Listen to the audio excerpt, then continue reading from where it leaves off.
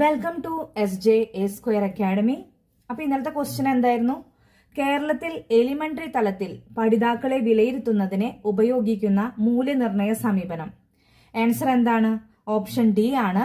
നിരന്തരവും സമഗ്രവുമായ മൂല്യനിർണയം, continuous and comprehensive evaluation. ഇനി ഇന്നത്തെ ക്വസ്റ്റ്യൻ നോക്കാം. ജെറോം എസ് ബ്രൂണറുടെ വാക്കുകൾ പ്രകാരം വൈജ്ഞാനിക വികാസത്തിന്റെ ഭാഗമായി കുട്ടികളിൽ ആശയ രൂപീകരണം നടക്കുന്നത് 3 ഘട്ടങ്ങളിലൂടെയാണ്.